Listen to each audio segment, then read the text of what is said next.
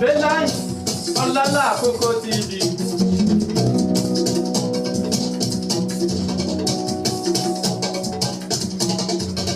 Àbí òní wọjà kí tọmọdé má máa rí.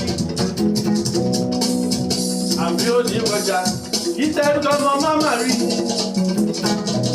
Bẹ́láì Ọlọ́lá Àkókò TV. Ilé iṣẹ́ ẹ̀ máa dáná.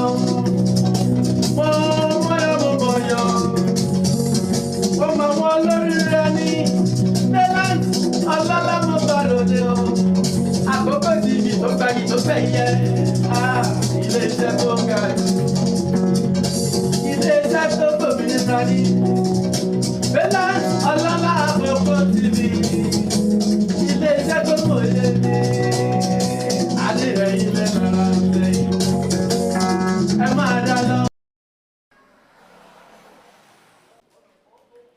A kí gbogbo ẹ̀yin olólùfẹ́ wa,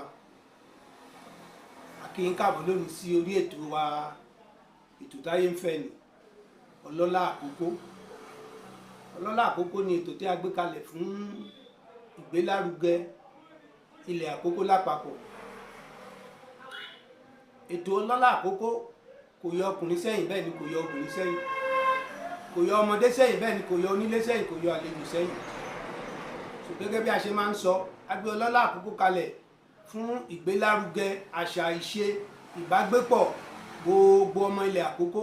àti gbogbo àwọn àlejò ní ilẹ̀ Àkókò. So lónìí a tún ti kalẹ̀ sílé kan nínú àwọn bàbá wa tó jẹ́ kábíyèsí ọba fún gbogbo àwọn Haúsá tó wà ní ilẹ̀ Àkókò, pàápàá ní ìlú Ìkàrẹ́ Àkókò. So fún ẹ̀yin olólùfẹ́ wa tí ò tí subscribe sí program yìí, a fẹ́ rọ̀ wá pé ẹ jẹ́ ká lọ subscribe, ká share, ká like, torí pé ètò yìí la gbé kalẹ̀ fún ìgbáyégbádùn gbogbo àwa èèyàn wa gbogbo, pàápàá ẹni tó wà ní diaspora tí ìrìn yín jìnnà sílé. À ń ṣe lọ́lọ́kan òjọ̀kan kẹ́ lè mọ bí ilé ti rí, kẹ́ lè mọ bó ṣe ń lọ ní gbogbo ilẹ̀ Àkókò. Ọlọ́run á dẹ̀ ràn gbogbo wa lọ́wọ́. So lónìí mo wà níwájú ní ilé bàbá wa, ààfin ọba gbogbo Haúsá pátá káfàdà nílẹ̀ Àkókò àti pàápàá nílùú Ìkàrẹ́. Ààfin wọn ni mo wà lónìí. So Sẹ́ríkí amakiyin káàbọ̀,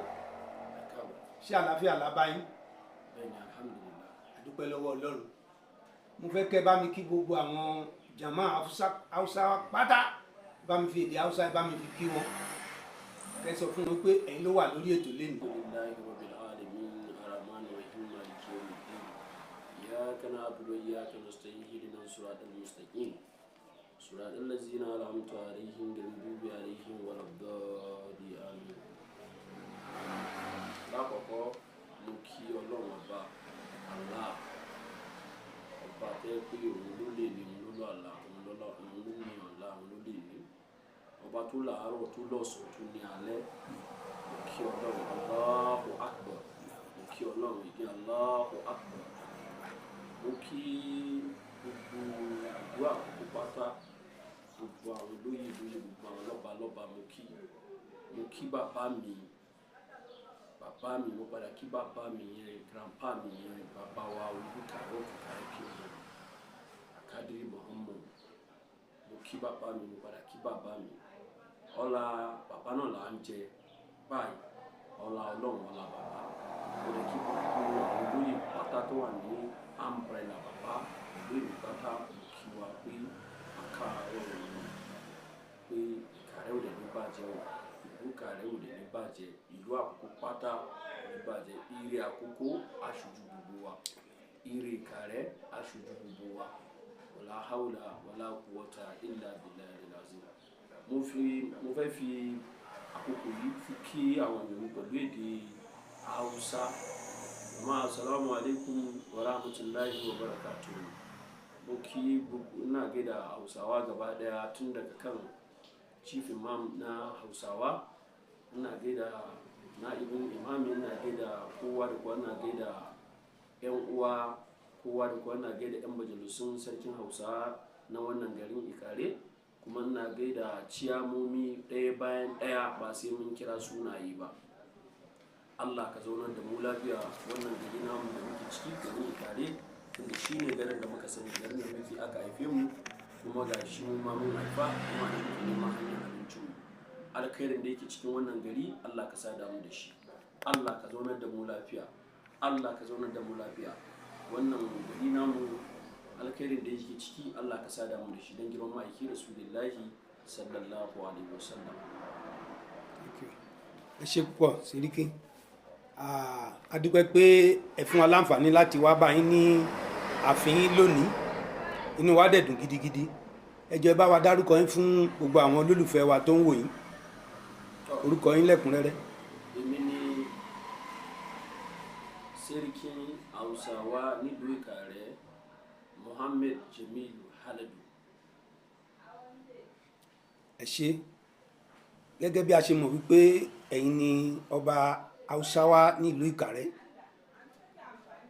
Yorùbá ń bọ̀ wọ́n ní okùn kì í gùngùn kó má ní ibi tó ti ṣàn wá a mọ̀ pé Àrẹwà lẹ ti wá ẹ bá wa sọ apá ibi tí ẹ̀ ń jẹ́ ní Àrẹwà gan. èmi gẹ́gẹ́ bí ẹnìkan bẹ́ẹ̀ ṣe gbèrò lóòótọ́ Àrẹwà láti ṣàn wá débi ìyẹn ní Kaduna State Zaria local government.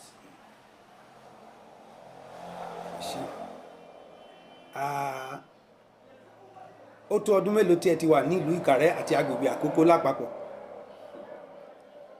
ọ̀gá wa elétò ẹ ṣé gan lórí ọ̀rọ̀ tẹ́ bèrè rí pé mo rẹ́rìn díẹ̀ àwa nílùú Ìkàrẹ́ sọ pé àwa bàbá tó bí bàbá mi grandfather mi wọ́n bí sí Ìkàrẹ́ grandfather mi wọ́n bí sí Ìkàrẹ́ ni àwọn èèyàn ló wá bàbá mi gan wá ṣe wọ́n bí àwa yìí sí Ìkàrẹ́ ìtàn yẹn èmi gan mi ò lè sọ tán ní àwọn gan abá díẹ̀ bẹ́ẹ̀ ni ṣe ni àwa yìí wọ́n bí wa sílùú Ìkàrẹ́ olúbími wà lẹ́yìn palace ọ̀dọ̀ mi bíbá ètò wọn lè sí bàbá tó bí bàbá mi gan Ìkàrẹ́ inú ilé bíbá ìta dúró sí náà lọ́wọ́ lè sí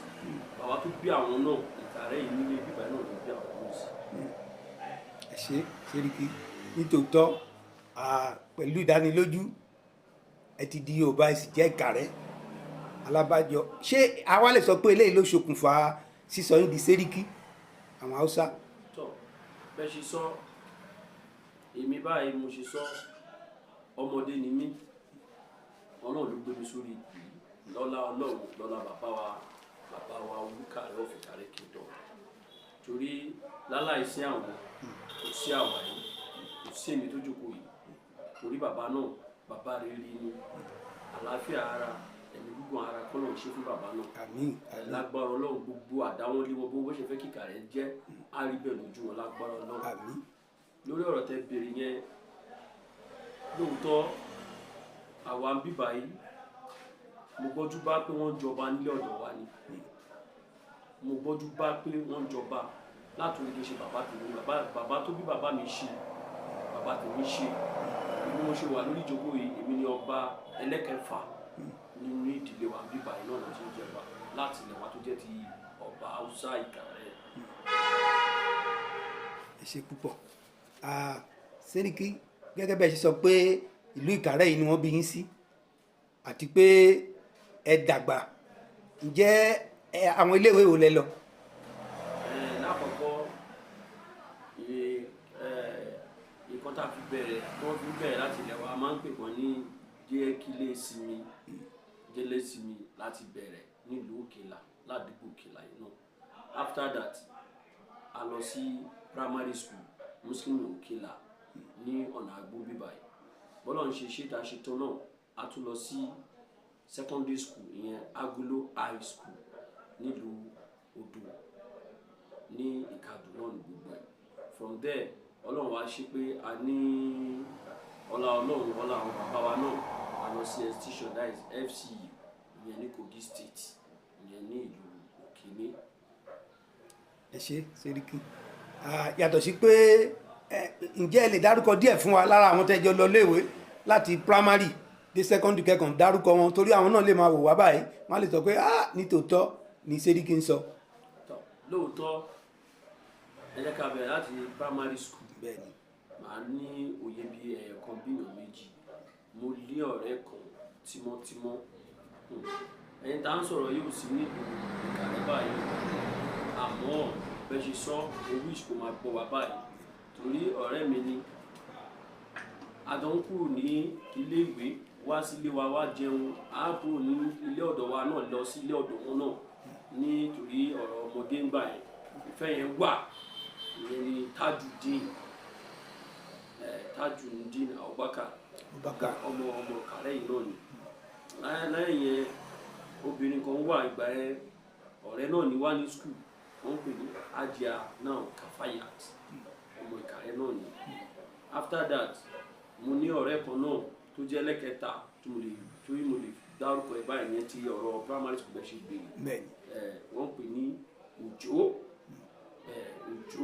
ìyẹn náà ọmọ Ìkàrẹ́ ní ọmọ Ìkàdùn náà ni. ní secondary school nǹkan ní Agolo high school tẹ́lẹ̀ tún lọ ní Odò díẹ̀ lè rántí díẹ̀ nínú àwọn tẹ́ tún jọ ṣe ọmọdé àbítẹ́jọ lọ léwu. ní ìyẹn tẹ́ sọ mo bẹ̀rẹ̀ láti ọ̀rẹ́ mi tímọ́tímọ́ ìyẹn báyìí kò sí ìgbà tá à ń sọ̀rọ̀ ó wà ní outside country ìyẹn wọ́n pè ní Kúrú orúkọ tá a máa ń pè é nìyẹn Kúrú kò sí ẹni tó wá gbọ́ Kúrú báyìí kò sí ẹni tó mọ̀ ọmọ Òdù náà ni mo ní ọ̀rẹ́ náà nígbà yẹn tó jẹ́ kínní tó ń pè ní Òjó láti Ìṣì mo tún lọ́ọ̀rẹ́ náà tó ń pè ní obìnrin à ń pè ní Ruth láti Lẹ́pà gbogbo àtàdọ́ ń ṣe torí ìgbà yẹn àwa tóbìnrin àtọkùnrin àtọ́ máa ń ṣọ̀rẹ́ papọ̀ ọ̀rẹ́ là ń ṣe àjọ̀dọ̀dé àjọ̀dé àdì mo lọ́ọ̀rẹ́ kan ó ń ṣiṣẹ́ ní Ọ̀wọ̀ báyìí fire brigade ọmọ Àyídà ìyẹn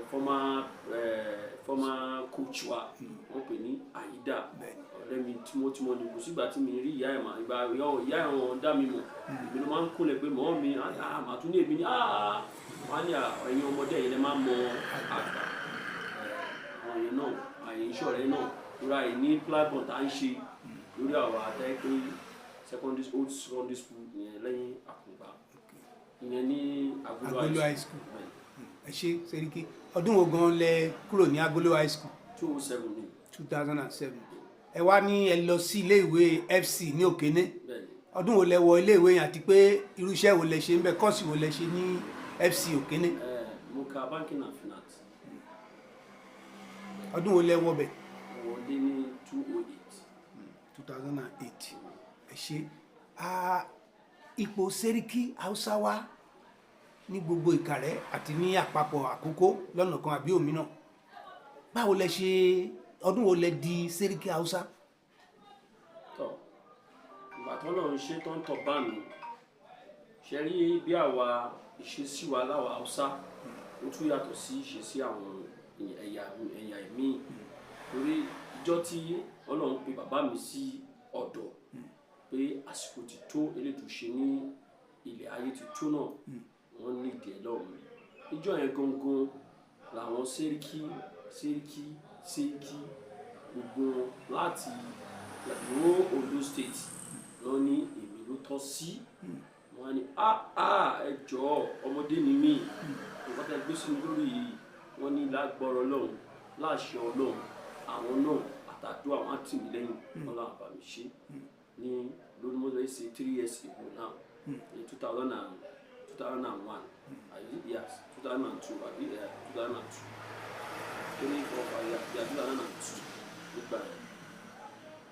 nípasẹ̀ lẹ́yìn ìgbà yẹn wọ́n dìde wọ́n gbé mi lọ sọ́dọ̀ bàbá wa ìyẹn bàbá Olùkàrẹ́ wọ́n fi ń yàn bàbá dẹ̀ fi wọn méjèèjì fi gbà mí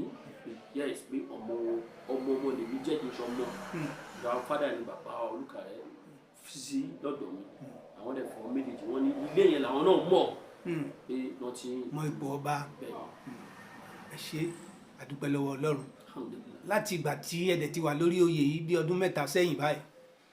àwọn mo mọ̀ pé kò lè ṣàìsí àwọn ìpèníjà kọ̀ọ̀kan ṣùgbọ́n ká tẹ̀ tó lọ sórí ìpèníjà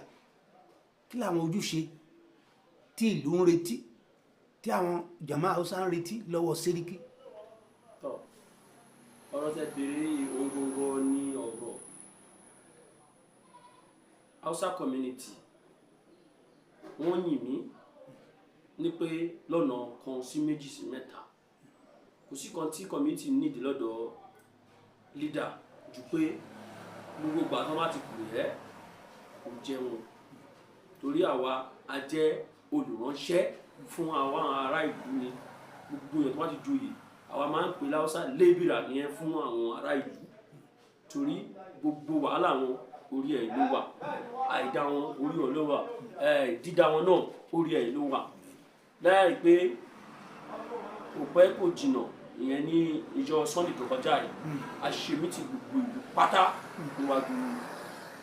níwájú ilé mi bíbá yìí gbogbo èèyàn tó jẹ́ Haúsá àwọn lídà balẹ̀ torí ta ní ká bá pe Haúsá ìkà rẹ̀ bíbá yìí ò lè gbà wá torí kò sí bíkọ́ tá a fi lídà bíbá ẹ̀ jọ ẹ̀yin náà ẹ̀ bá wa mójútó bó bá ṣe rí ẹ jẹ́ ká gbọ́ ilé ìtàbá lè bá parí ẹ̀ pẹ̀lú ìgbà ẹ̀ dé bíbá yìí kí àlàáfíà ṣe kí ni kó ráyè ìjọba kò sígbà tó bá pè nǹkan tó ṣàfẹ́ kò dá wọn lóhùn ó ṣàlẹ́ ni o ó ṣàárọ̀ ni o ó ṣọ̀sán ni o kò sígbà èmi dẹ̀ wà rẹ́dì fún community mi gbogbo ìgbà tó bá ti pè mí torí mo jẹ́ ẹrú fún wọn báyìí iṣẹ́ wọn ni mo ń ṣe òdòdó wà ní Muhammadu Rasulillah sallallahu ìyẹn òjíṣẹ́ Ọlọ́run nǹkan tó ń ṣe títí tọ́lọ́run fi gbà padà sí ilé ayé nìyẹn torí gbogbo ẹni tó bá ti jẹ́ leader olùránṣẹ́ ni kò sígbà tó wà ní ìran iṣẹ́ obìnrin àwọn ẹ̀ ọkùnrin àwọn ẹ̀. ẹ ṣe púpọ̀ gẹ́gẹ́ bí a ṣe mọ̀ wípé gẹ́gẹ́ bẹ́ẹ̀ ṣe pẹ̀lú àlàyé tẹ́ ṣe nísìnyí pé ẹni tó bá ti jẹ́ olórí tó bá jẹ́ ọba òjíṣẹ́ ló jẹ́ fún gbogbo àwọn ènìyàn pàápàá àwọn tó jọba lé lórí a dẹ̀ dúpẹ́ pé Ọlọ́run ràn yín lọ́wọ́ láti tẹ̀síwájú nínú ẹ̀ ǹjẹ́ nínú ṣíṣe ojúṣe wọ̀nyí àwọn ìpèníjà wo lẹ́ ń rí tẹ́ ń dojúkọ tẹ́ lè sọ pé iṣẹ́ yìí ó túbọ̀ ń gba àkókò mi ó ń gba àkókò mi ó ń gba àkókò mi ìyá àwọn ìpèníjà kọ̀ọ̀kan wà tẹ́ lè dárúkọ. ọ̀gá ilé ètò ẹ̀ ṣe gan Ọlọ́run àwọn ayé ètò ẹ̀ ṣe ń tó yìí. àmín. ṣe rí anybody tó wá fi jẹ olórí ní gbogbo olórí tó bá ti jẹ ó ní àyè tiẹ̀ kò sí àsìkò fún ìwọ fún ara ẹ̀ oníjọ́ kan tí ìyàwó mi wò mí títí ó ní ṣé báyìí ló ṣe fẹ́ máa rí lọ ni mo pè é sínú ilé kí ló ṣẹlẹ̀ torí ìjọ kan wà tí accident kan ṣẹlẹ̀ mi ò lè gbàgbéjọ́ náà ó lè tún bọ́ sójú àwẹ̀ state deputy yẹn rote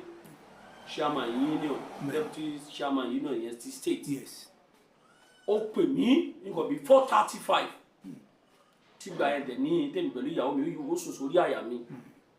mo dìde kiri kí ló ṣẹlẹ̀ mo ní àwọn tuntun pè mí ní roundabout Jubilee ìgbẹ́ yẹn kíá kí tó mọ̀ bí èlé gbé mọ́tò mo ti yá mo gbọ́ mi gbọ́kadà tó ní ọ̀kadà yẹn ló máa yá jù mo sáré débẹ̀ àti débẹ̀ náà mo dúpẹ́ lọ́wọ́ ìyẹn deputy state chairman ó try tó débẹ̀ ó try láti kìtò ní wàhálà ti fẹ́ máa ṣẹlẹ̀ níbẹ̀ káwa débẹ̀ àkàmù àwọn Hausa down àwọn tó jẹ́ tiwa náà nílẹ̀ Ìkàrẹ́ àkàmù wọn down tó gbogbo nǹkan bẹ́ẹ̀ yẹn là ń try láti ṣe àsìkò tíra wa gbogbo ànímọ́ gbogbo àná ìjẹrin ìjẹta mo wà l'Ákúrẹ́ mo wà ní nǹkan tó ṣẹlẹ̀ lọ́gbà ìlú ẹ̀ lálọ́ ìsínbàjá ti ṣe tán náà mo tútù lọ Òkè Àgbì torí gbogbo wọn náà àwọn òkú sí wọn tó bá ṣẹlẹ̀ wọ́n máa ń pè wá àwa la jẹ́ bí lídà fún wọn torí gbogbo ẹ̀ náà kò sí ilé àwọn náà ní lídà lọ́hùn tó yẹ pé tó wà wọ́n àwọn ò bá ká wọn á pè wá àbáwọn dá sí torí kò ní táìmù fúnra rárá wa kò sí táìmù fún mi fúnra rárá mi mo ṣe jùkú yìí gbogbo táìmù fún mi tàwọn community mi ni. ẹ ṣe bí ipò aláṣẹ ṣe máa ń rí náà nìyẹn ìyẹn náà ló sọnù lónìí tó fi dàbẹ́ ni pé àwọn èèyàn ò ní olórí ìbéèrè tó tún kàn tí mo fẹ́ kí n béèrè lọ́wọ́ yín ni pé Sẹ́ríkí ǹjẹ́ láwọn tẹ́ bá ń ṣèjọba tó ń bá yín ṣèjọba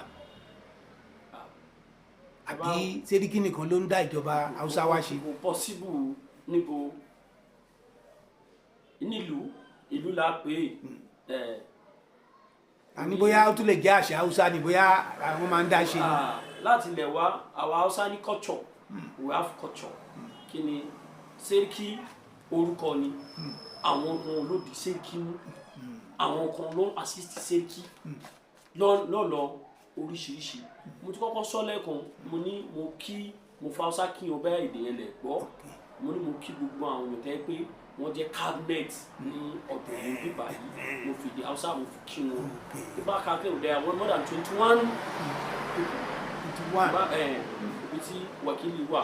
ibẹ̀ ni Garkuwa wà. ẹ ṣe bá a máa dárúkọ wọn káwọn náà lè máa ibẹ̀ ni gbọ́. Garkuwa wà ibẹ̀ ni waziri wà ibẹ̀ ni chairman of committee of peace palace náà ó wà ń bẹ Abdullahi chairman òun náà chairman ní side ibì kan àwọn ní skin that's pọ̀ mọ́ ó tún wá jẹ́ chairman community ní palace níbí bẹ́ẹ̀ ni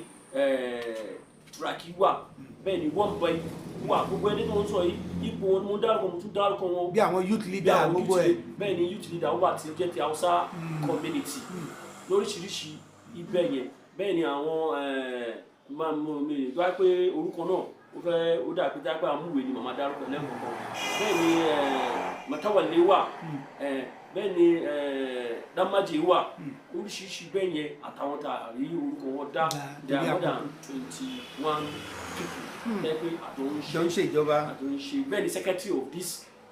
palace náà ìwà ìyẹn ní àwa máa ń pè ní fada ìyẹn mí ní fada ilé ọba Hausa secretary wa bẹ́ẹ̀ ṣe àní secretary first secretary a ṣe ní second secretary jẹ́ pé ọjọ́ wọn assist ni bá ṣe fẹ́ kọ́ bá ṣe fẹ́ ṣe bá ṣe fẹ́ ṣe program iṣẹ́ táwọn náà bá wà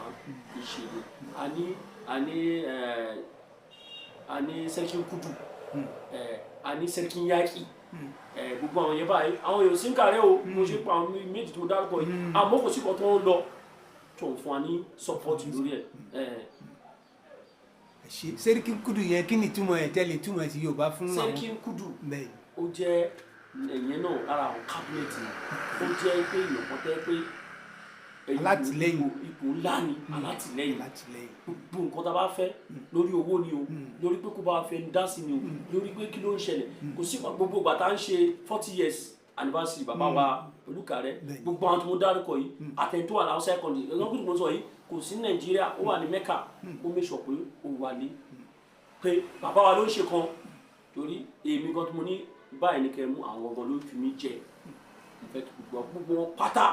Ìkàrẹ́ náà mo gbọ́ pé yes Hausa community wọ́n jáde torí gbàtà wà ń fi gbọ́bẹ̀ sí wò pé ṣé kí Hausa tún kó tiyẹn wá ó kó àwọn èèyàn wá tẹ́pẹ́ wà ń bẹ̀ jọ ẹ̀rí wa population wa níbẹ̀ yẹn kò sí ilé tó pọ̀ jù àníyàn kan gbòógì ní Lagos State wọ́n pè ní Alhaji Danlami Marathon Ìkàrẹ́ Àkókò ìyàn náà ni níbi tó dúró sí àti wájú àtẹ̀yìn kò síbi tó ń support ọmọ gbogbo àwọn tó ń pè yìí majority wọn Ìkàrẹ́ náà bí wọn sí o Ìkàrẹ́ náà bí jọ bí wá sí Ìkàrẹ́ yìí ló pọ̀ wá síta Ìkàrẹ́ ló bí wá sí àmọ́ Ọlọ́run wá ṣe pé ìrìn àjò anybody ọ̀tọ̀ọ̀tọ̀ ni wọ́n bí ẹni ní ìlú kan olùkúrò bẹ́ẹ̀ lójú ọmọ bẹ́ẹ̀ Ọlọ́run ní pé ibẹ̀ gbogbo kì í ṣọ̀nà láti ṣe kí ni. àkànbí ẹ síbẹ̀ ni lọ tẹ̀síwájú. gbogbo wọn pọ̀ bẹ́ẹ̀ lóríṣiríṣi. ṣé Sẹ́ríkì mo gbàgbọ́ pé gbogbo àwọn èèyàn wa tó ń gbọ́ wa wọ́n ń dunnú sí àlàyé tí ẹ mú lẹ́sẹẹsẹ yìí mo dẹ̀ fẹ́ fi àkókò rírọ gbogbo ẹ̀yin tó ń wò wá tẹ̀ bá ti subscribe sí channel yìí ẹ gbìyànjú kẹ́rí pé subscribe èyí ti Valiant Ọlọ́lá Àkókò television Valiant Ọlọ́lá Àkókò television ẹ ṣé o Sẹ́ríkì ẹ kú ohùn látẹ̀kan gẹ́gẹ́ bí a ṣe mọ̀ wípé àwọn Haúsá tó wà ní Àkókò lápapọ̀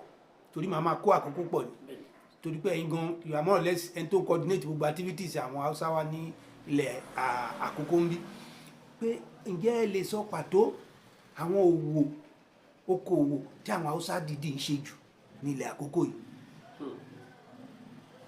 ọ̀gá elétò ìṣègùn mo ṣe máa ń gbàdúrà fún Ọlọ́run bá ní ìtù torí ilé ìtẹ́kùtẹ́ ń ṣe náà iṣẹ́ ọpọlọ lónìí. Haúsá jẹ́ gbòógì ní ìlú àwa máa ń sọ̀rọ̀ kan léde wa wọ́n ní ìlú tó bá lọ tó bá rí Haúsá ó gbọ́dọ̀ dúró síbẹ̀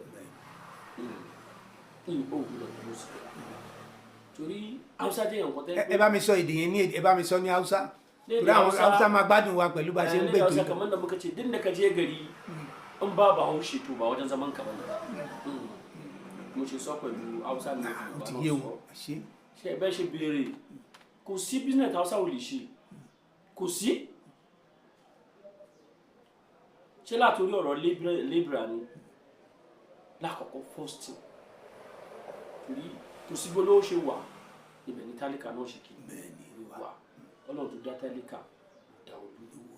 àdọ̀jẹ́ ń ṣe kí ni àdọ̀ ń ṣe pápá tó bá sí nǹkan lára wa nǹkan á fẹ́ ti kejì nǹkan sí kó má sí bẹ́ẹ̀ number one ẹbí lọ́rọ̀ business tẹ́ bá wo ilẹ̀ àkókò tẹ́ ń sọ pátá gbòógì Ìkàrẹ́ Àkókó tàjọ wà nítorí Ìkàrẹ́ gbogbo ni àkókò kò sí bí Ìkàrẹ́ ni center of Àkókó olú gbogbo alẹ́ bẹ́ẹ̀ ni Ìkàrẹ́ gbogbo ni father of Àkókó tẹ́ bá wo bọ́ọ̀rọ̀ náà ṣe rí Haúsá tó wà lákòókò kò síbi tó bá wà wọ́n níṣẹ́ tó ń ṣe o àtàwọn tó wà ní oko ẹ wo báwọn èèyàn wá ṣe ń fàmì nílùú Àkókó báyìí kò síbi tó bá wà tẹ́ bá lọ báyìí ní Àkókò ìjẹ̀bá Haúsá tó ń dáko torí oko dídá gangan ni the main ọrọ̀ ajé ìlú tó bá sóúnjẹ kò síyàn kò sí bó ṣe dán tó bá jẹun sínú aṣọ ìrìn níṣe kí ni kò ní fìtì ẹ àìsàn àṣe kí ni àwòrán torí Haúsá jẹ́ nǹkan tẹ́ pé látòrí ṣé màlúù la fẹ́ sọ ni àbí ẹ̀wà àbí ráìsì àbí tòmátò àbáta bẹ́yẹn tẹ́ bá wọn àwọn sáwọn tó tún ṣẹ́ dọ́là gbé dọ́là ẹ̀ wá kọ́ fún ẹ ní náírà gbé náírà ẹ̀ wá kọ́ fún ẹ ní dọ́là Haúsá náà látòrí àwọn tó ṣe lébìrà ẹ fẹ́ dán báyìí ẹ fẹ́ fọ bàtà Haúsá lábàá yín ṣáìnì tá a dún ẹ wò pé yẹ́sì mi náà ilé ìwé jẹ́ kí n gbé wọnú ìjọ lórí ẹ̀ lè wọ́n tó kó mọ́ báyìí kí bàtà yín máa ṣe kí ni kó má dán ọkùnrin ká dùn Haúsá náà ni ẹ wo àwọn yẹn wá wọ́n ṣe lébìrà ti ṣe típà gbogbo ẹ̀ pátá iṣẹ́ náà ni wọ́n fi ń bọ́ àwọn èèyàn wọ́n fi ń bọ́ àwọn fámìlì wọ́n fi ń tọ́ àwọn ọmọ lọ skul ẹ wo pé ẹ kọ́lé ẹ fẹ́ ṣe kànga tẹ bá pe Yorùbá méjì níbẹ̀ ẹ ra Haúsá márùn tó ń ṣiṣẹ́ náà torí gbogbo èdè ló wá ń ṣe kò sí èdè tó ń ṣiṣẹ́ mọ́ agbára báyìí gbogbo apáta torí wọn tẹ́lẹ̀ gbogbo ẹ̀ ọ̀dọ̀ Haúsá náà fi lẹ̀ sí àwọn ìbọ̀dọ̀ wà wò yé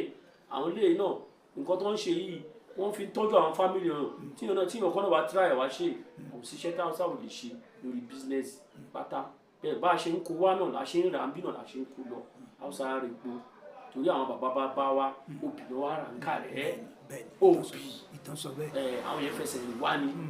kì í ṣe àwọn bàbá ti wá àwọn bàbá tó bíbá àwọn bàbá wa wọ́n fẹsẹ̀ rìn wá ni ìgbà yẹn kò tí ì sí bíríjì Murtala bíríjì ní Lókòjà yìí wọ́n fún mi sọdá ìtura Ìbàdàn náà díẹ̀ omi wọ́n wọ kí ló ń sọdá sí ìdàkejì ni wọ́n fẹsẹ̀ rìn wọ́n á branch bíbá yìí lọ́la wọ́n á so bíbá yìí lọ́túnla títí wọ́n fi dé Ìkàrẹ́ gbàtọ́ wá dé Ìkàrẹ́ wo gbogbo ìlú wọn ti kọjá Kogi wà ń bẹ̀ Kàbá wà ń bẹ̀ gbogbo ẹ̀ṣá wà ń bẹ̀ àmọ́ wọ́n á wò pé Ìkàrẹ́ yẹn gbọ̀ngbọ̀n ló jẹ́ ìlú tó ṣe kí ni tó gbé wọ́n Àkókó ló gbé wọ́n torí tí Ìkàrẹ́ bá ti gbé wọ́n Àkókó ló gbé gbogbo wọn pátá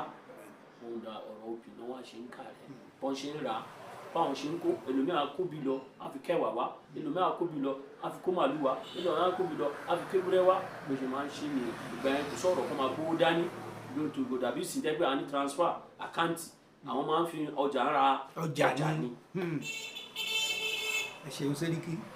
ìfọ̀rọ̀wérọ̀ wa yìí ń lọ mo dẹ̀ dúpẹ́ fún ìkọ̀bẹ̀rasítẹ́ fún ìfọ̀rọ̀wérọ̀ yìí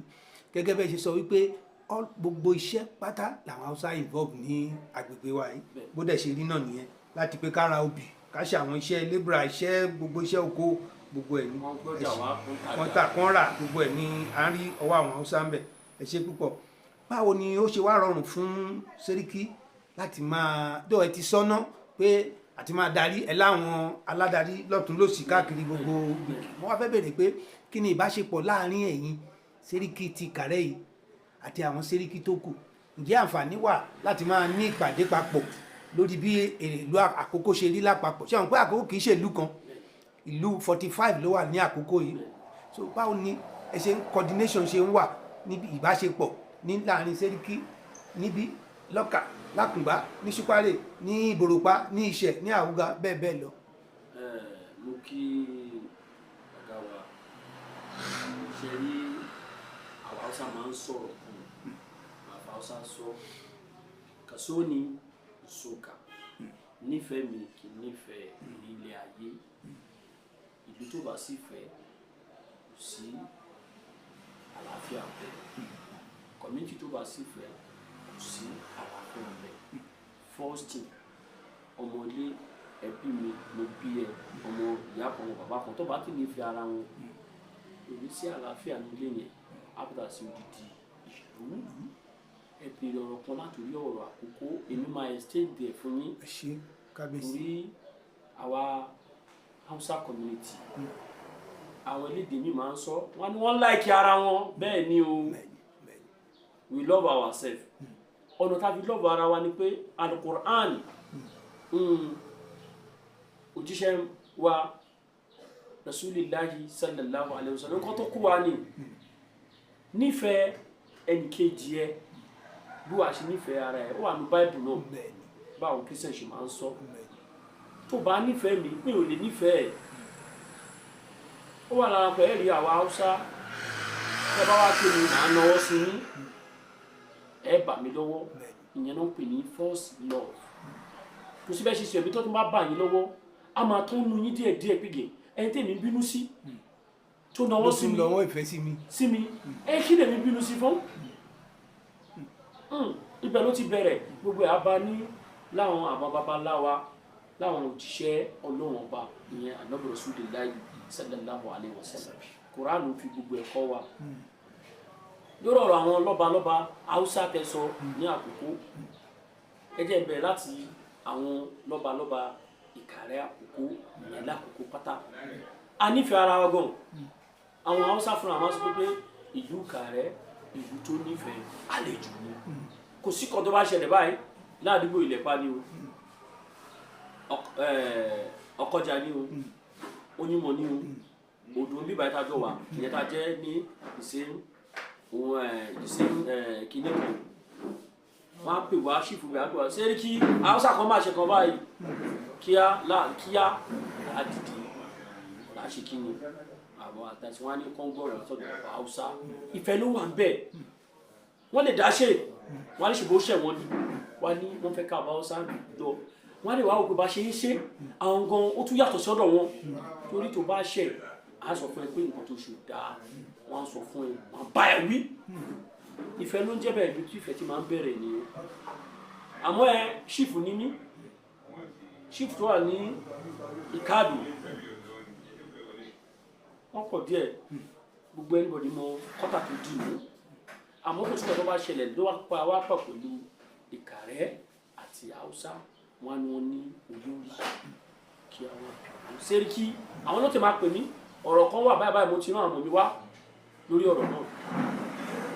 bẹ́ẹ̀ ni gbogbo ẹ̀ pátá ní gbogbo Ìkàrẹ́ pátá bá ṣe ń ṣe nìyẹn ní gbogbo Àkókó ẹ bá wo sáàkì àrùkìtì kan ṣe lánàá àwọn èmi àtòlú lọ́wọ́ bàbá yẹn ó ràn yàn wá pé báyìí báwo fẹ́ rí mi bàbá mi ní kíá mo dìde bọ́ lọ́ba torí ọ̀rẹ́ bàbá tó bí èmi ni èmi kéré ńgbà tí mo rí wọn tọ́jọ́ wọn ní ìfọ̀ bàbá mi jọba àwọn náà jọba bàbá mi rẹ̀ ti wá ṣe kí o ti lọ àwọn lẹ́yìn wà láyé ìlú gbàgbé láfẹ́ àṣì tí wọ́n lágbọ́rọ̀ náà ìlú Àkókó pátá lákọ̀ọ́kọ́ àdá ìfẹ́ la ní ìfura wa ẹ sọ nípa àwọn ọba Haúsá d'Àkókó mo kọ́kọ́ kí bọ́dà mi fámìlì mi ọ̀rẹ́ mi ọba Haúsá kò gbá olórúkọ mi the same name àjọ ń lé. ẹ bá wa dárúkọ wọn dárúkọ kábíyèsí fún wa. Sẹ́ríkì Hausawa Àkùngbá Muhammadu Jamilu Idris tẹ́ bá wo invitation tí mo wà lọ́wọ́ mi ṣíṣe ni mo fẹ́ ṣe fún ọmọ mi orúkọ ẹ̀ ni mo kọ́kọ́ kọ ti òun lélẹ̀ ọba Haúsá Àkùngbá ti ọba Haúsá Àkùngbá lélẹ̀ bá ṣe ń ṣe nìyẹn àmì tó kó táwọn náà bá tún ṣe kan náà wọ́n á ṣe kí ni wọ́n tún pè wá á kóra wa á lọ àjọṣe síra wa bẹ́ẹ̀ ni ti Ọ̀gbàgì náà wà bẹ́ẹ̀ tí Òkè Àgbè wà àti Ìta Gidi torí ìwà náà bẹ́ẹ̀ ni Sábó bíbá yìí brọ́dà mi náà ní Ògbẹ́ ní ọlọ́wọ́ àtọ́nà fi ṣe jíkì àwọn Haúsá tó jẹ́ Haúsá náà bẹ́ẹ̀ brọ́dà mi náà ní wọ́n pè ní Muhammadu Moyid àwọn iṣẹ́ ẹni tó jẹ́ mọ́tò ẹ̀ wọ́n máa ń kọ Tawakalitu ní àwọn Ìkàrẹ́ mọ̀ sí jù wọ́n lo mọ́tò kan tó fi jẹun náà brọ́dà mi ní wọn pátá ìlú Ìkàrẹ́ palace náà ló ṣe kí ni bẹ́ẹ̀ la ṣe sọ ṣe rí gbogbo àwọn ọba Haúsá Ondo state ayò ní ṣùgbọ́n every month ending the month every ending of the month a máa ń zo meeting kan yẹn ní ìlú Àkúrẹ́ tó jẹ́ capital àtẹni tó wà ní Òkèrè Omi tó jẹ́ ọba Haúsá àwa síbẹ̀ Ọ̀rẹ́ ọba Haúsá Ọ̀rẹ́ àwa síbẹ̀ Ondo town àbò síbẹ̀ bẹ́ẹ̀ ni Ọ̀gbẹ̀sẹ̀ Ọ̀wọ̀ àwa bí àjẹkàrẹ́ ká má tẹ̀ pé àwọn tó wà ní kápítà yẹn gbogbogbò ojú kan láti máa ṣe àdìmọ́ béèrè kí ló ń ṣẹlẹ̀ lọ́rọ̀ tiẹ̀ kí ló ń ṣẹlẹ̀ lọ́bẹ̀ tiẹ̀ báwo ni kí ló ń ṣẹlẹ̀ lórí ọ̀rọ̀ pé ká àlàáfíà ṣe kíni ìjọba. ẹ wo gbogbo Ondo state pátá àríyànjiyàn pawápọ̀ pẹ̀lú àwọn onílùú rí tẹ́ bá wọn àwọn state kan tí bírú Ọ̀yọ́ state bírú Ilé-Ifẹ̀ tó jẹ́ ohun tí Haúsá àti kìíní tí kò máa tún ṣẹlẹ̀ díẹ̀ àmọ́ Ọlọ́run ṣe kìíní ṣàpáwá àwọn tàbí ẹ̀ kó ṣẹlẹ̀ lóògùn ṣe kò dẹ̀ ní ṣẹlẹ̀ lágbára Ọlọ́run lórí kíni kí ṣe pé agbára wa náà o kí ṣe agbára Ọlọ́run ló bá wa ń ṣe àmọ́ àwọn ń try best wa ni ẹ ṣe gan olóòtú. Thank you ká Sẹ́ríkì ìdúpẹ́ púpọ̀ ǹjẹ́ gẹ́gẹ́ bẹ́ẹ̀ ṣe jẹ́ olórí fún gbogbo àwọn Haúsá tó wà ní agbègbè yìí Ìkàrẹ́ ǹjẹ́ ẹ lè sọ oyè wọn pàtó jẹ́ ní rẹ́gísítà fún wọn tẹ́ fi ń rẹ́gísítà wọn pé bóyá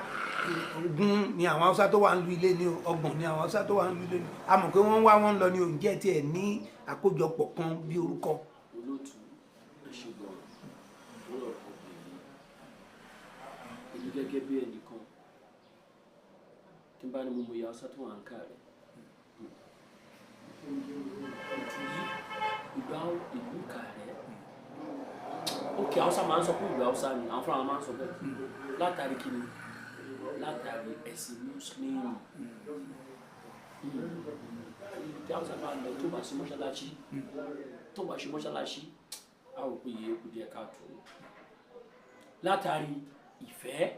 tí ìlú Ìkàrẹ́ nífẹ̀ẹ́ Haúsá torí tí ìlú ò bá nífẹ̀ẹ́ àlejò àlejò yàrá dúró àwa yìí wọ́n dúró bí àwa yìí wọ́n dúró bí àwọn bàbá wa wọ́n dúró bí àwọn bàbá wa Haúsá pọ̀ ó wá ní ọ̀rọ̀ nǹkan tá a máa ń gbà bírò ilé tí mo sọ fún yín ilẹ̀ ipa tó súnmọ́ wa ń bí ẹnìkan la gbé síbẹ̀ sínú àwọn 3 sí 2 ẹni Haúsá kọ̀ọ̀kan ó ní àwọn Haúsá tó wà lọ́ndà ní àwọn ṣe fọ́ọ̀mù àtúnṣe ID card wọ́n lásà tó ń tẹ̀ wà o you have to ID card ẹ bá ṣí kọ́ọ̀sì fún yín báyìí kò sí màá fọ́ọ̀mù tó wọ́n ti bí more than 500 pieces wọ́n dẹ̀ kì í ṣe láti orí bàbá mi ìlú wa dé mi wá civilized bẹ́ẹ̀ ni ẹ ọba yes using technology oríṣiríṣi wọ́n á lo technology torí àwọn bàbá wa yẹn form tí wọ́n tún yàtọ̀ bẹ́ẹ̀ ni being a young ọba you bring in technology to it. ẹ bá wo gbogbo Ondo State báyìí ní gbogbo ọba tó wà níbẹ̀ èmi ní ló kéré jù lára lójó mi àmọ́ kò síbi tá a máa lọ wá ní ọba Haúsá Ìkàrẹ́ nǹkan látàrí pé wọ́n mọ̀ pé majority wọ́n control bí ṣe kábíyèsí. gbogbo àwọn Haúsá wọn àǹkà aṣọ ID card fún máa gbé jáde òye tó àìgbé mi fún mi ìfẹ́ dìde máa gbé jáde máa fi ṣe ẹ̀sánpọ̀ ẹ̀ bí ID card ṣe wà ní fọ́ọ̀mù ṣe wà látàrí pé àwọn kan tó ń ṣẹlẹ̀ lọ́dọ̀ wá ní north ní ọ̀rọ̀ àlàáfíà tó ń jẹ́ àìmàdébẹ̀ náà àìmàdé ọ̀ràn àgbọ̀ àwọn ṣe kó wá dé àwọn tó wọlé kàbọ̀ ká lè mọ̀ wọ́n tó mú ìbéèrè mi yẹn wá gan-an nìyẹn pé téèyàn bá fẹ́ control èèyàn wá mọ number of people tó lè control yes mo dúpẹ́ fún ọgbọ́n tẹ́ fi ń bá wa tó ìyẹn it's a security tip torí pé èèyàn gbọ́dọ̀ wà ní agbègbè èèyàn kéèyàn má mọ orú èèyàn tó jẹ́ inú mi dùn pé ní ètò tó mọ́yán lórí fún yẹn ó ṣeé ṣe kó jẹ́ pé ara nǹkan tó jẹ́ kí àlàáfíà jọba ní agbègbè àkókò nìyẹn torí pé ètò wà kò sẹ́ni tó kàn lè sáré wọlé tí ó sì tún sáré jáde ẹ ṣé púpọ̀ kó tó di pé màá jẹ́ kẹ́ ẹ lọ mo fẹ́ ká sọ̀rọ̀ díẹ̀ nípa ọ̀rọ̀ ètò ààbò security ẹ ti sọ̀rọ̀ díẹ̀ nípa ẹ̀ báyìí pé at least to a reasonable extent ẹ ní nọ́mbà àwọn tó wà sizable number kí ni ìgbésẹ̀ tí Hausa community ń gbé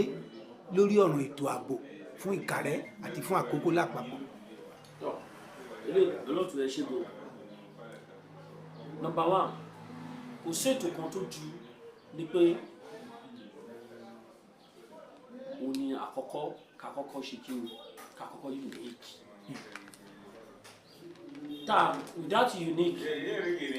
without unique ní ṣe kí ni ní understand ara wa ṣe wọ́n máa ń pọ̀ sí meeting CP commissioner of police adédè pè wá ẹ̀yin lọ́balọ́ba Hausa mo fẹ́ rí lórí ọ̀rọ̀ kí lórí ọ̀rọ̀ security a ṣe kan very soon 3 days ago lórí DPO wa kọ́nà wà pẹ̀lú wọn lórí DPO yẹn jẹ́ èèyàn pẹ̀tẹ́ gbé ó láìkí àwọn afẹ́ àjọkójọba wọn sí bí o ọ̀tẹ́ ènìyàn bá ṣe wọ́n á sọ kí ẹ tó bá ti gbọ́rọ̀ kan wọ́n pè wá pẹ̀lú àwọn ṣì bàbá wa Olúkàlẹ̀ pẹ̀lú àwọn gbogbo pátá lájọ jòkó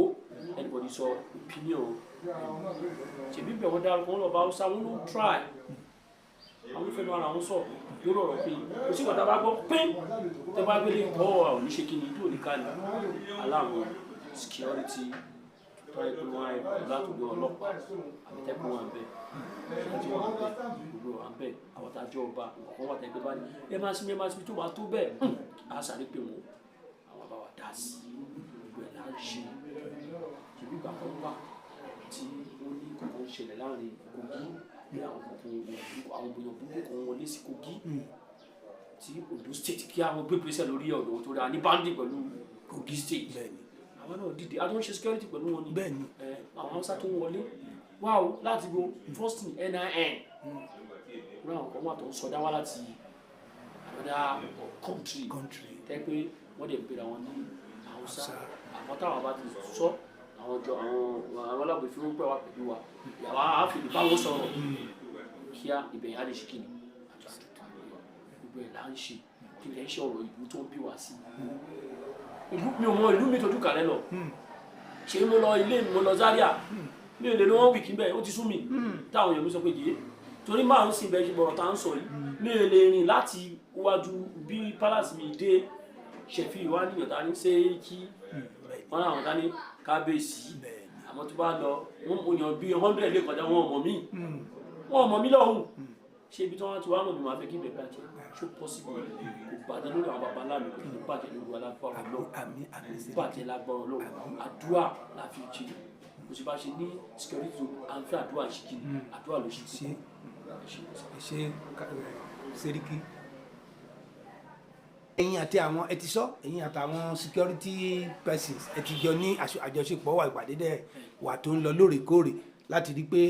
ààbò tó péye wà ní ìlú wọ́n dẹ̀ ń gbìyànjú ṣe àdẹ̀dúpẹ́ fún ìfọwọ́sowọ́pọ̀ ẹ̀yin Ṣẹ́ríkí pẹ̀lú gbogbo àwọn ẹgbẹ́ àwọn ènìyàn wọ̀nyí ẹ ṣe púpọ̀ kóródìgbà lọ ó kù béèrè kan sí méjì tí mo fẹ́ béèrè lọ́wọ́ ọjà ṣáṣá wa yìí ìgbésẹ̀ wo lẹ ń gbé láti sọ ṣáṣá Ìkàrẹ́ yìí tó jẹ́ ṣáṣá Àkókò yìí di ṣáṣá Àkúrẹ́ táti ètò dáa ju tàkúrẹ́ ǹjẹ́ ìgbésẹ̀ kankan wà tẹ́ ti gbé lórí ẹ̀. elétò ẹ ṣe gan ọ̀rọ̀ ṣáṣá yìí ni mo fi sùn mo fi ń jì ẹ̀yin gbogbo ọ̀rọ̀ tí mo sọ mo máa sọ pé bàbá wa Olúkàlẹ̀ Ọlọ́run jọ̀ọ́ ẹjọ mo fẹ́ ṣe fati àti bàbá gare ji tashi in shiga ko kwar sana wurin ga wallahi wanda zai gare ji ko ba sana shiga biya ọjà ń bẹ ní ṣáṣá wa ní Ìkàrẹ́ níbí o ọjà ń bẹ ní ṣáṣá wa níbí gbogbo ẹ̀yin èèyàn ní ilẹ̀ Àkókò ẹ máa wá o ẹ wá máa bá wa rà kẹ́ máa bá wa tà ní ṣáṣá ọjà tó lálùbáríkà wà ní ṣáṣá o ṣáṣá ń gbéra sọ nílùú Ìkàrẹ́ báyìí o ẹ darapọ̀ mọ́ wa o ṣáṣá market títà rírà ń lọ àwọn tó ń ṣiṣẹ́ ọjà ó ṣe dúró wọ́n ń lọ bẹ́ẹ̀ ni ọ̀pọ̀ mọ́tò wọ̀nyẹn ibi ni wọ́n á dẹ̀ gbà kọjá lọ kó tó dé Àkúrẹ́ wọn kọ́kọ́ kọjá wa lára bí kó tó dọ̀ òun bẹ́ẹ̀ ni tó gbogbo gbà ibi bàbá yẹn ṣe fẹ́ kú rí káwọn náà ṣe kí n dàgbà dìde lórí ẹ̀ kò lè pé ní àsìkò Ọlọ́run náà ló lásìkò ní àsìkò míì àríbẹ̀ lágbọ́rọ̀ lọ́wọ́ lágbọ́rọ̀ lọ́wọ́ àmọ́ mo bẹ àwọn olóṣèlú wa wọ́n ti promise wa mo máa ń sọ we don't want individual money máa ṣe kí ni o máa tó ni our Hausa we need assistance. òsibítà ṣe sí láti orí sẹ́nitọ̀ ni o ṣé mínísítà wa ni ṣé rẹ́ẹ̀pù wa ni ìyẹn ìfẹ́ ṣé chairman local government wa ni ṣé àwọn ọ̀tọ̀ pẹ̀lú Ìkàrẹ́ kò sí lè dà fún torí kò sí nǹkan ní ayé owó náà fi ń ṣe nǹkan ayé. Ṣẹ́ríkí mo fi owó àtọmọdé lẹ́nu wọ́n ní ibi tí ṣáṣá wà yẹn pé awuyewuye kan ń lọ lórí ọ̀ràn ilẹ̀ yẹn bóyá òun ni ò fẹ́ jẹ́ káwọn èèyàn lè fẹ́ ṣiṣẹ́ níbẹ̀ ṣé òótọ́ ni ẹ bá wa sọ díẹ̀ sí ọ̀ràn pé ilẹ̀ yẹn pé awuyewuye wà lórí ọ̀nà ibẹ̀. gbogbo nǹkan tó máa da ó máa ń níbẹ̀ yẹn ó fẹ́ da náà ni kò sí nǹkan tó bá da ní ayé tó ń bá ọ̀rọ̀ kékeré jáde ní padà sọ kò sí ẹni tó bá da ní ayé wọ́n á fi kọ́ wọ́n á ṣe kéde wọ́n á bí kọ́ wọ́n á ṣe kéde. wọ́n ní ibi kan. ṣáṣá yẹn bó ṣe rí bẹ́ẹ̀ dáadáa ẹ̀ lọ́nà tí wọ́n wá yẹn èmi àgbà tí mi ṣáà ń gbà ní pé kọ́lọ̀ jọ àwa pẹ̀lú àwọn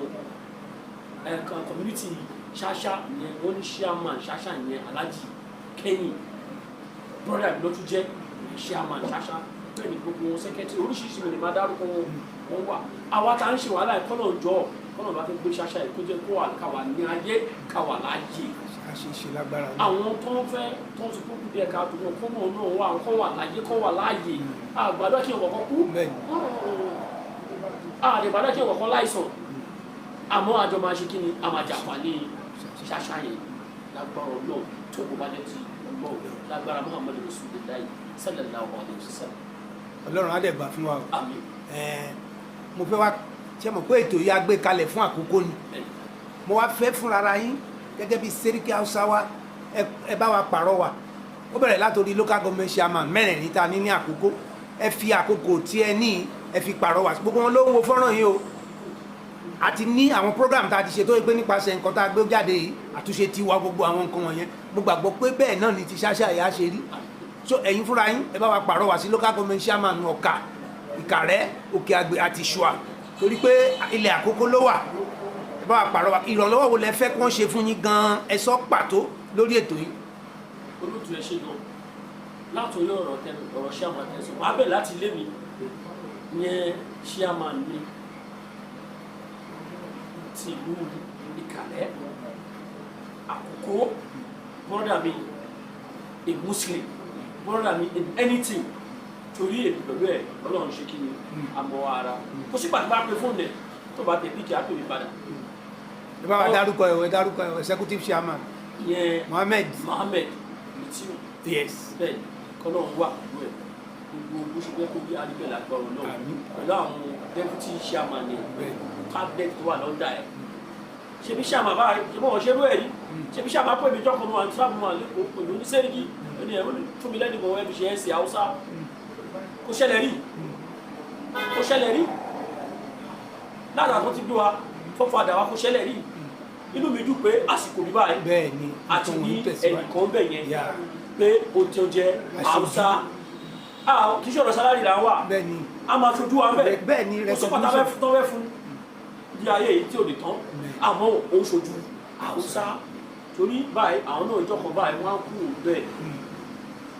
lágbára ọlọ́pàá ats tọ́lọ́ bá fún oṣù lágbára ọlọ́pàá fún oṣù wọ́n á kú bẹ́ẹ̀ ẹni tó ń bọ̀ á níye wọ́n máa fa Haúsá ṣe báyìí ńgbà kan ìpìlẹ̀ tó dáa ni wọ́n ti gbélé yìí bẹ́ẹ̀ ni ìpìlẹ̀ tó dáa ni àmọ́ kọ́ táwọn ará fi Haúsá ṣe báyìí lè dojú ẹ̀sìn náà yìí bá fi wá ṣe adẹ́bíṣẹ́ lágbára ọlọ́pàá òun kan tó dẹ̀ wá ń bẹ̀ ẹ̀mí gbogbo àtàlábí àṣìṣe àmà wa kó jọ ọ̀rọ̀ ṣáṣá wà lọ́kàn wọn torí lọ́ta kọ́kọ́ wú atọ́nà tó ń pọ̀ ètò àṣìṣe àmà á lọ kí wọn mo kó àwọn èèyàn mi dání orí bọ́ọ̀sì kan lákó lọ sí so happy a sọ̀rọ̀ ṣáṣá wọ́n ní ọ̀rọ̀ ṣáṣá kà máa sọ pé ó wà lọ́kàn òun mo dẹ̀ wò ó pé Ọlọ́run jọ bó ṣe sọ náà Ọlọ́run jẹ kú bíbẹ̀ gbogbo ọ̀nà kọ́nà tọ́lọ́run bá ṣe tó lè bá wa dá sí Ọlọ́run àjẹ́ fún ṣe bẹ́ẹ̀ ni gbogbo àwọn ṣáàmà Àkókò pa mẹ́rin ṣáṣá ti Àkókò ní méjì ti Ìkàrẹ́ gbogbo pátá lórí 6 bẹ́ẹ̀ Ọlọ́run bá jù kọ́mọ ọlá Ọlọ́run kọ́mọ ọlá alẹ́ tó lẹ́yìn lọ Ọlọ́run bá jẹ́ kọ́ bá wa dá sí ṣáṣá ọ̀rọ̀ ṣáṣá kì í ṣe ọ̀rọ̀ owó nìkan ló dìdì ẹ pè wá 6 fún advice torí advice bí ìjòwó lọ ọba ẹni ká ṣe ẹ tọ́ wa sọ́dọ̀ torí ẹ̀yin tẹ́tí ẹ ṣe àmà wa ibi tó ju ìtó ojú wa ò dé ibẹ̀ ìṣèwọ. ṣe Sẹ́ríkì fún àwọn ọmọ Àkókò lápapọ̀ tí wọ́n wà ní diaspora tí wọ́n wà ní òyìnbó tí wọ́n bá fẹ́ nífẹ̀ẹ́ àti fẹ́ wá kọ́ shopping complex àtàwọn structure ṣe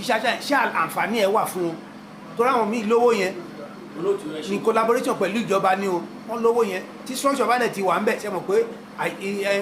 ìtẹ̀síwájú ti dé náà nìyẹn ṣé àyè wà fún wọn. olóòtú ẹ ṣe gan a máa ń fi dáadáa máa ń fi àpèjúwe fún yọ a máa fọ àpèjúwe a máa fi àpèjúwe fún yọ ẹ sọ̀rọ̀ ṣáṣá àbúrẹ́ ẹ bá dé ṣáṣá àbúrẹ́ ẹ wọ àwọn shopping complex tó wà ń bẹ ẹ wọ àwọn ilé epo tó wà ń bẹ kì í ṣe Haúsá lónìí èmi kò kì í ṣọmọ bíbí Àkúrẹ́ lónìí àmẹ́sọ̀ bí Ìgbò ṣe ní ní Yorùbá ṣe ní Haúsá ṣe ní Ègbìrà ṣe ní Tápà ṣe ní kò sí èdè kan tó láǹfààní aláṣà wa bíbá yìí tó jẹ́ diaspora ìrora àníwọ̀n tó pọ̀ yàtọ̀ sí diaspora àníwọ̀n tó yẹ kó wọ́n súnmọ́ wa tó lọ́n ṣe kí n tó dẹ̀ jíì kẹ́ wọn kọ́ wá súnmọ́ wa ká fún wọn láyé ayé ti wà láǹdì yìí àwa la ní àjọ níní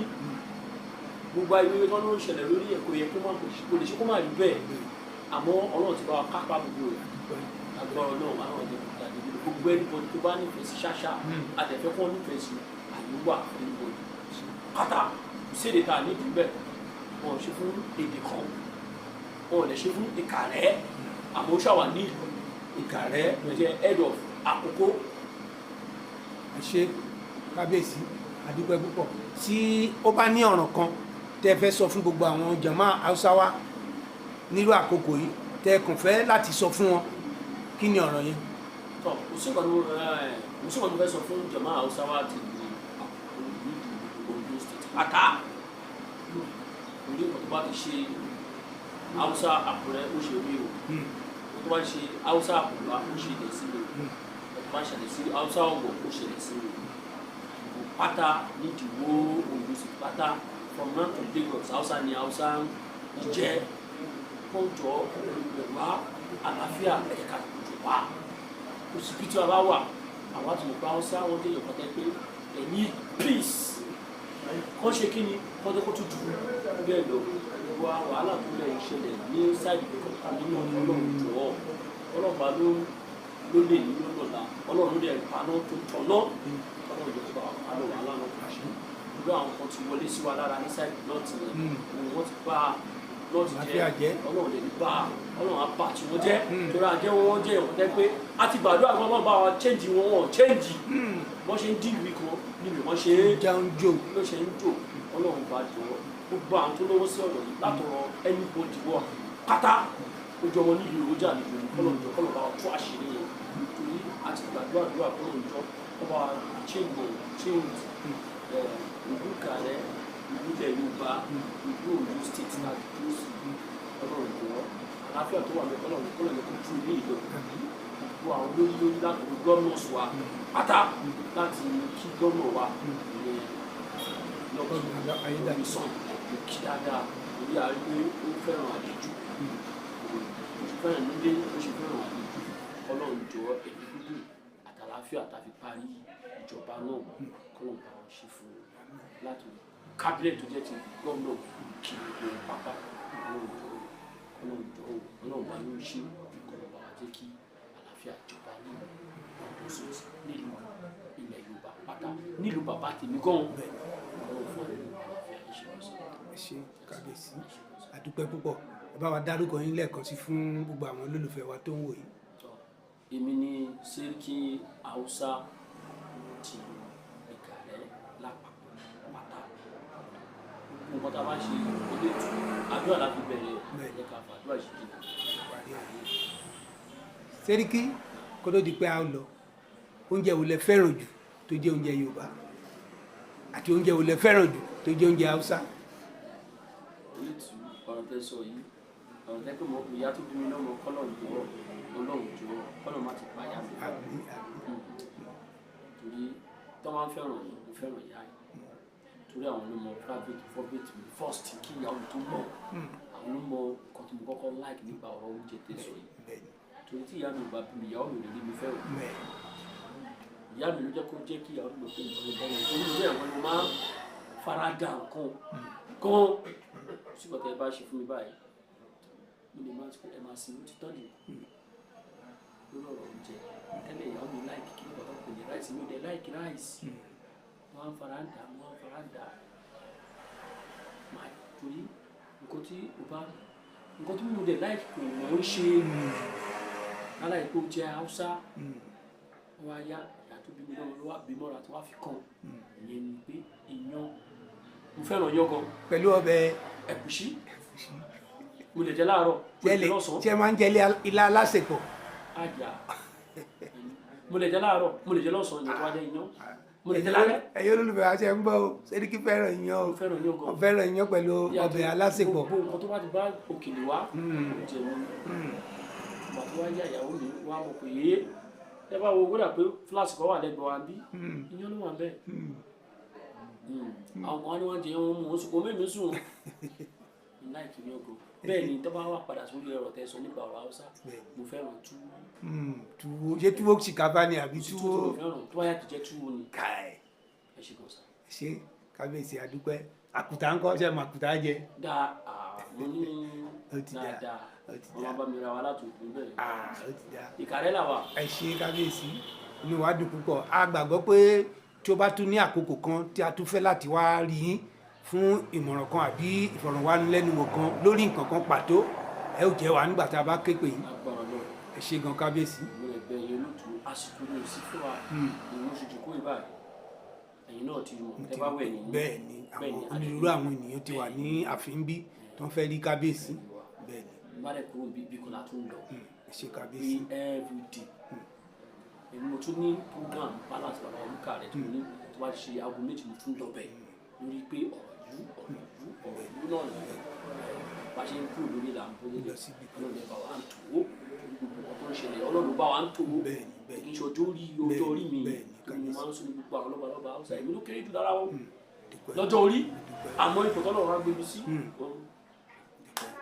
ẹ̀mí gígùn àlàáfíà lọ́run adé fi fún yín orí àpèrè tẹ́ wáyé kò ní gbóná mọ́ yín ohun tó ń dé tó ń sọ pé ó yá ilé ọba yẹn kúrò lórí ìtẹ́ kò ní jẹ́ ìpín yín ààbò ọlọ́run adé wà lórí ayé àtìyàwó àtọmọ àtẹbí ààbò ọlọ́run á wà lórí yín ẹ ṣé púpọ̀ Sẹ́ríkì àdúpẹ́ púpọ̀ lọ́wọ́ yín Akadiri Samuel ni ẹni tó ti ń jábọ̀ fún Valiant ọlọ́lá àkókò tẹlifíṣàn lẹ́ẹ̀kan sí tabara àwọn tí ò ti subscribe ẹ gbìyànjú ẹ subscribe ẹ like ẹ share God bless you ó dàbọ̀. Valiant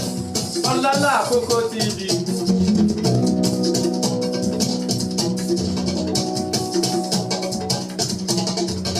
àfi òní wọjà kí tọmọdé má máa rí.